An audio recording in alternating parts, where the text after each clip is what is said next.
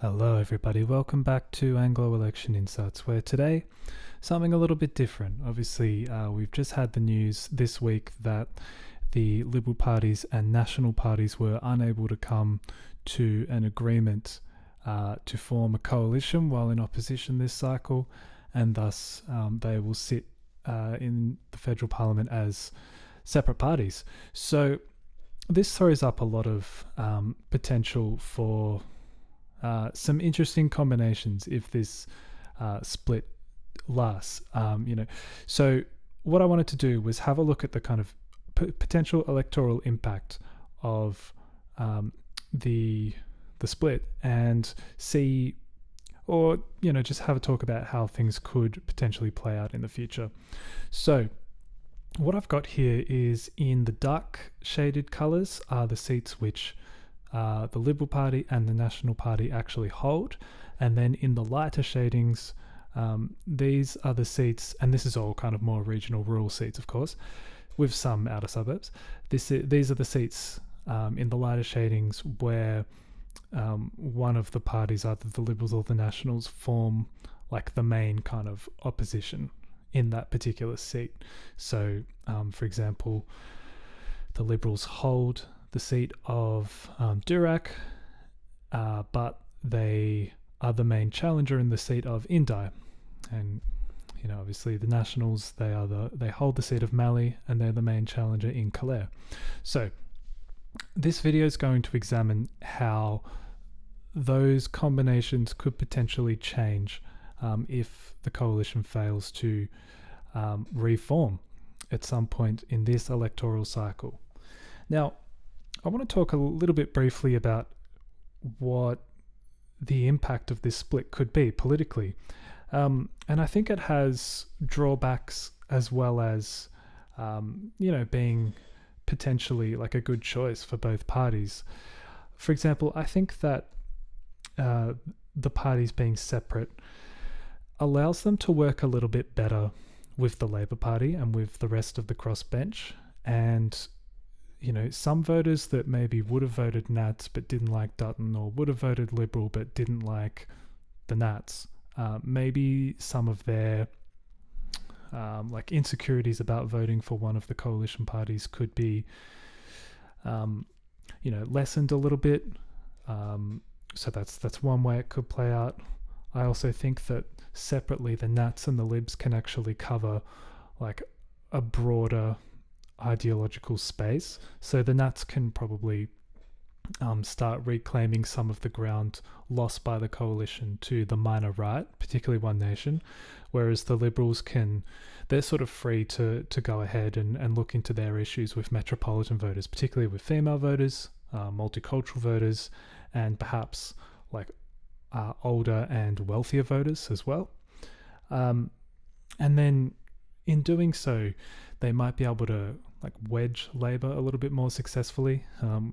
One of the main features of this election just gone was the massive amount of ideological space Labor was able to own, taking a lot of ground from the Greens to their left, but also winning over the centre. And that really played out, particularly in seats like Braddon and Bass, real kind of rural middle Australian seats that have swung really hard to Labor. But over the course of this term, that's going to represent a challenge in terms of Labor actually defending that ideological space. And the Greens aren't going anywhere. And with the Nats and the Liberals kind of able to, or with the freedom to take separate angles of attack against Labor, that could actually make them a little bit more vulnerable. But there are drawbacks, of course. For example, the Liberals and Nationals, if they decide to run against each other in seats, that's obviously a waste of resources in the bigger fight against Labor. Also, the optics for the state coalitions aren't great, and it could sort of cause a bit of confusion or a bit of worry or like just brand damage for the state coalitions, particularly running up to the Victorian and New South Wales elections at the state level. And then, of course, if somehow they are able to win like more than 70 seats between them, the Liberals and Nationals will imagine if they've kind of really gone off in their own way and won voters over on their specific angles of specific issues, and then suddenly they have to form a coalition. It's not going to be easy. Imagine if Labor only won sort of 71 seats and had to form government with the Greens this time. It'd be a messy government. It'd be difficult, and the Liberals and Nationals are facing that prospect if this split remains. Having said that, I thought we'll just jump into a discussion of certain seats and then come back to this map and maybe make some changes and just talk a little bit about how it could play out. So we'll start in New South Wales. I'm using Poll Bludger's result page. So some kind of like Nats targets. I've got Patterson and Whitlam, which both sit at the sort of peri-urban edge of Sydney, or Greater Sydney, you could argue. Patterson up in the sort of northern Central Coast Hunter region. This is a seat where, as we can see, there's a high One Nation vote. Philip Penfolder, centre-right independent. The Liberals only polling at just over 27%. And it's the sort of seat where energy policy is going to continue to play a large role. It is also like a regional tourist hub. And that's why issues around, say, offshore wind could potentially be leveraged by the Nationals with their push towards getting Australia out of the net zero agreement, for example. And then in Whitlam, again, you've got that more kind of working class outer suburban vote that perhaps if the Liberals go off in their direction, chasing the inner city, maybe there's room for the Nats to sort of come up the middle and seriously challenge Labor on that ground. It wouldn't be the first time that the Nats have run in this seat, and they actually did have an endorsed candidate who pulled out late. So I definitely think Whitlam is one where the Nats would look at running. In Monaro, though, it is a seat that the Nats they've held Monaro at the state level during the last coalition government, but there is obviously some large urban centres, particularly in Queensland, which probably lean a little bit more Liberal, and the Liberals are probably the ones that are going to be doing a lot to mend relationships with like professional workers and the public service community, those kinds of voters. So yeah, there's potential there for the Nats, but I probably don't see it being that realistic. And then Farah, they might want to sort of grandstand and put pressure on Susan Ley if she's still the opposition leader, but I don't think that would be a particularly smart move. Also, you have the problem that in this seat takes up a lot of that kind of far west New South Wales Riverland area, which is where their vote basically collapsed at the state level from 2019 onwards. And I'm not necessarily sure that that branch has been mended properly in the years since. And then McMahon, if the Nats really are able to own that kind of minor right space, and they're able to effectively target the kind of voters that Dutton was looking to target this time around, then maybe a seat like McMahon is one where they might not necessarily win, but they could look at becoming the main sort of opposition party. And then for ones that could go the other way, here in the Hunter, this time One Nation made the count. So you could make the case that, well, if the Nats kind of get themselves together and they're able to own that sort of ideological space that One Nation is increasingly occupying, well then, they are naturally the opposition here in this seat. But at the same time, it is urbanising reasonably quickly, particularly along the eastern shore of Lake Macquarie, or the western shore of Lake Macquarie, I should say. And I know a lot of like Liberal Party supporters have long held the view that it's time for the Nats to step aside and the Liberals to contest this seat. Well, there might be a bit of a showdown come 2028. And then finally we come to Richmond, which is a seat that probably isn't competitive for one of the Conservative parties to win, but it is urbanising quite quickly, and it's no longer really a rural seat with significant primary production where the Nats naturally do reasonably well. This is a seat where the Conservative vote mainly comes from the Tweed and Ballina areas, which is increasingly filling with like ex-Sydney boomers, and they would probably be a lot happier voting for the Liberal Party. So if the Liberals ran here, I think they would potentially outpoll the Nats, particularly if they keep running Kimberley Hone, who appears to be not a very good fit for the electorate. Alright, so that's New South Wales done, and we'll sort of come back to the map and maybe plot this out a little bit. So we're thinking potentially a seat like Whitlam would be a bit more friendly to the Nats. Maybe I'll leave Patterson for the moment, but I might move Hunter from One Nation back to the Nats. However, I will add Richmond to the Liberals there. Cool. Okay, so then let's go to Victoria. First up, as we saw in Bendigo, with a really strong and well-funded campaign and a good candidate, the Nats became the main opposition party here. That might not necessarily last, but I think they'll be significantly buoyed by this result, and they'd be very keen to go ahead or go again. And even at the state level, we might see the Nationals kind of jostling for position here. I think the same thing could be replicated in Ballarat, maybe not to the same level of success, but clearly, the One Nation vote here, Family First as well. There is room on the minor right, and the Liberals have a pretty low kind of base of support. I think if the Nats can kind of get themselves together and advocate quite hard on the rollout of renewables across this part of the state, that kind of thing, they could have a really strong message that would potentially be a greater challenge to Labor than the Liberals. Then Indi is another one where, again, it's the rollout of renewables, it's mobile phone coverage, that sort of thing that have really become the issues here. Helen Haines obviously has a really strong vote here, but the Liberals sort of stuck around that 30% level, no matter who they run. There is also the issue that at the state level, some of these underlying seats are held by the Nats, so people obviously don't have a problem voting for the Nats out here. I guess traditionally, there were large population centres, Wangaratta, Wodonga, that kind of thing, which made it maybe more of a natural fit for the Liberals. But I think ideologically, and given that the local issues, perhaps the Nats going forward will actually be a better fit in Indi. And then, there's potential here in McEwen as well, but it's probably becoming a little bit more outer suburban. So unless the Nats really go for Dutton's kind of outer suburban strategy, I don't think that one would flip.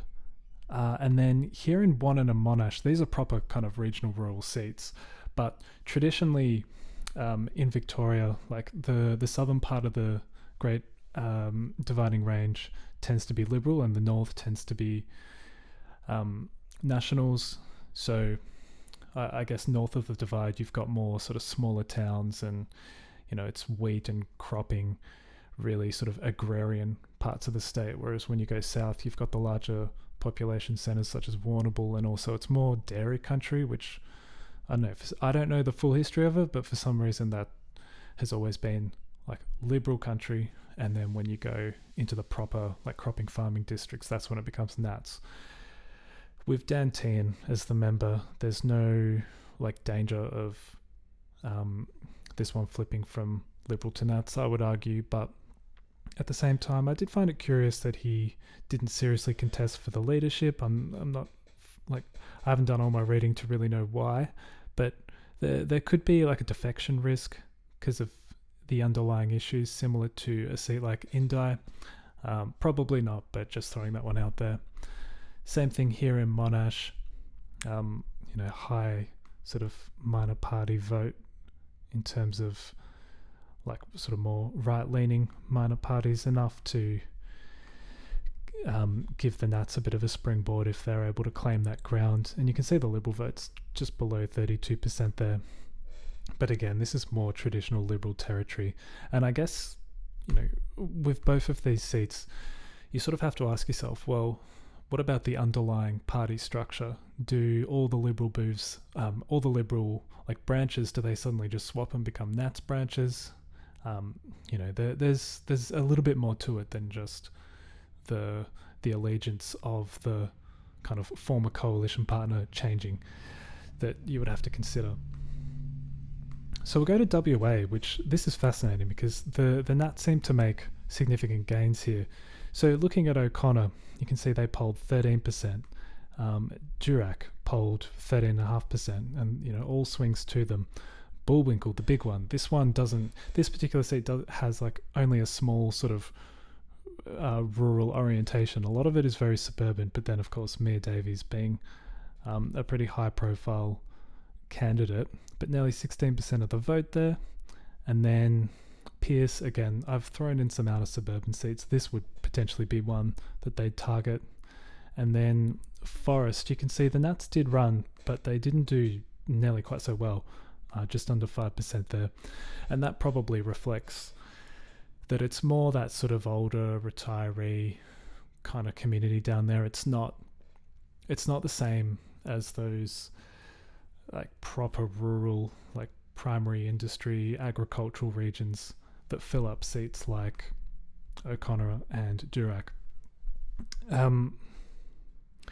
I guess, looking at the WA state election where the Nats were able to pick off seats from Labor that were previously held by Liberals, that kind of gives you an idea that if they have the right candidate and there's enough kind of divergence in policy direction between the Liberals and the Nats that ultimately the Nats could be the ones that end up taking these kinds of seats if they go to an election as separate parties in 2028.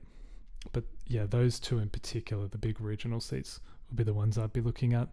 And then finally we'll go to Queensland, where it becomes a little bit trickier with the way that the federal party is like properly connected under the LNP banner.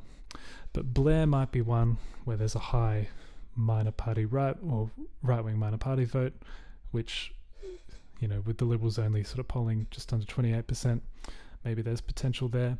And the other one is Groom, which might be a defection risk, being a sort of regional seat based around Toowoomba. You've got a big One Nation vote there, big Family First vote. Trumpeter Patriots, nearly 3%. So that one, again, potentially a defection risk if the two parties really diverge and the community expectation is, more centred to what the Nats are doing than what the Liberals are doing. So we'll go back to the map here and I'll just sort of fill a few of these out. I think Indi, kind of the Nats gaining a bit more momentum there, that's probably plausible. I think winning the two WA seats, overtaking the Liberals in Bullwinkle, that's not all that unrealistic, I would argue. But then apart from that, I don't see a great deal of potential change. I don't think what happened in Bendigo will necessarily happen in Ballarat, but it's always a possibility. Otherwise, that's kind of it in terms of what I would change, but mostly I think the Nats would benefit from this. But please comment your thoughts below. Let me know if you think this split is just temporary and they'll come back together quite soon. Let me know if I've missed somewhere where you think that there actually could be quite an interesting matchup or anything like that. Really keen to hear your thoughts. So please, if you're new to the channel and you're enjoying this content, please subscribe. If you enjoyed this video, please hit the like button. And as always, please comment your thoughts below. Really keen to hear what you guys think.